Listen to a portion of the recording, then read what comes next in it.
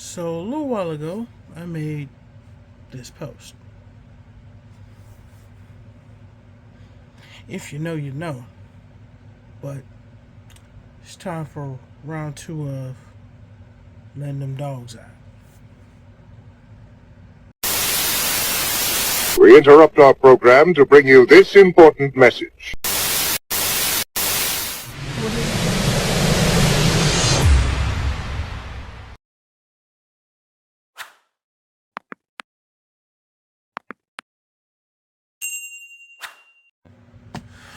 What's good, everyone? It's your boy Jakar from Twisted Hammer Gaming. I'm back at you with round two of my Dogmatika deck profile. I'm also going to talk about some side deck options.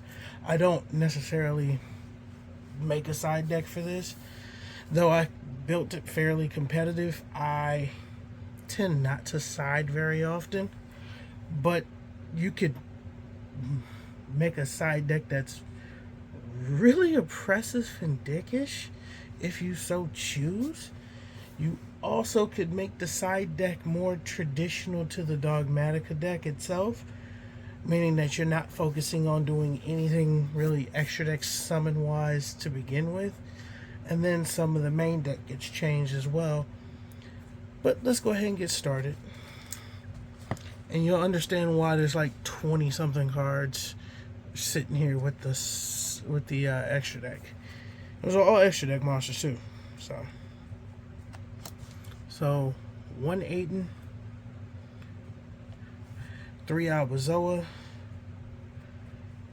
3 Ecclesia,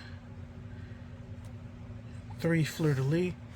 Realistically, you can cut down to 2 Fleur de Lis, or 1 if that's your jam.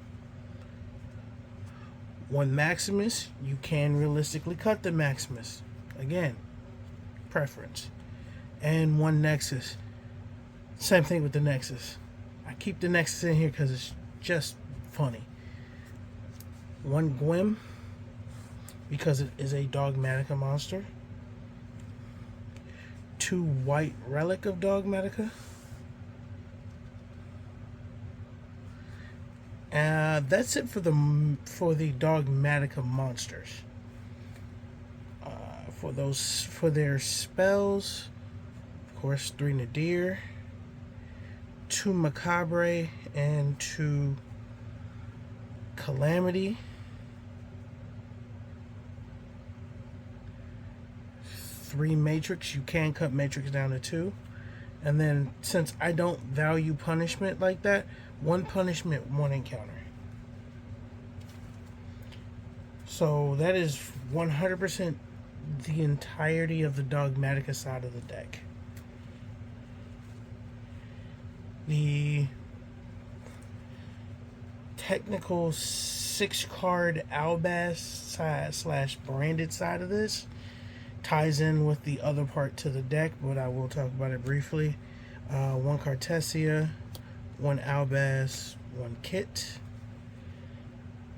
With that, you have the Bestials, which is just 1 of each. 1 Baldrake, 1 Druid's Worm, 1 Magnamut, 1 Serenir, 1 Bestial Rebellion, and then finally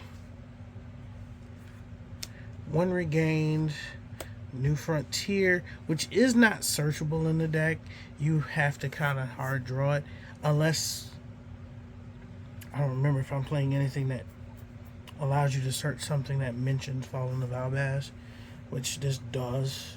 Hard mention Fallen of Albaz like 4 times in its text, and then 1 E2 to the branded. So that's it for that.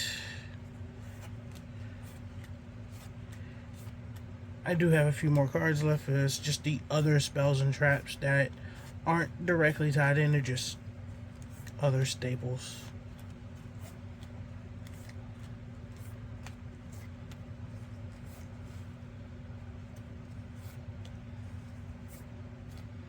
So, if I'm correct on my count, I believe this deck sits at 45. Because I ended up adding that Regained. 1 call by, 2 deployment, and then 2 each of prep and pre-prep. So,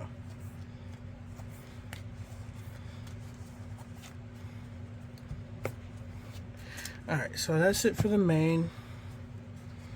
The extra deck, like I said, has a lot of different things. It's just more a talk piece. But the main ones I do run in here are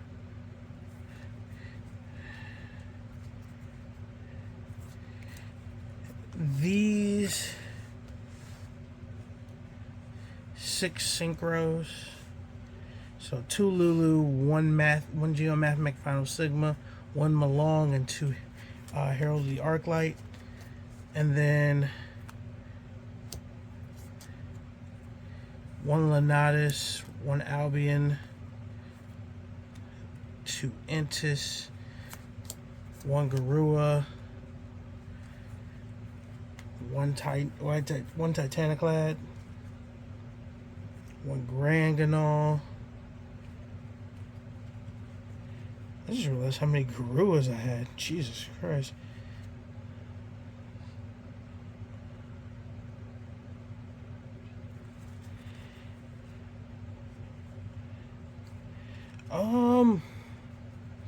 Those were the main ones. What I wanted to talk about was the flex spots. In all truth, you can take the Lenatus out. I wouldn't recommend taking any of the synchros out. I am still testing with Dissipator in here. It's not necessarily needed. It's just there. If you want to go a little bit more towards the traditional Dogmatika side, I would still keep this in here. In fact, out of all of these, I would keep the Albion because you can set either of the 2 branded, the Regained or the Etude off of it. Just like you can search it off of the Spriggan's kit, and you can also set it off. You could also place either one face up from Bestial Rebellion. Keep the Granganol because the Granganol gets you to just one of the Lulus, but you don't necessarily have to summon Lulu off of it. But because you could also play Queritus or Proskinian. You could always go a second Titaniclad or a second Garua. I mean, if you're feeling ballsy, you could always go a third Titaniclad, but that's kind of just overkill.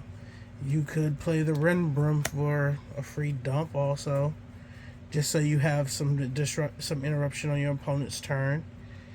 If you want to go the Link route, you have the options in here are for non-traditional, combination of 2 of these 3. For a more traditional Dogmatika target, you would go for a Jeet. But in all truth, at this point, you're probably going to play a second Garua over the Jeet, unless you just want to put 1 card that you don't need in your hand back. You could, because you're playing a small Albaz engine, you could run the Mirror Jade.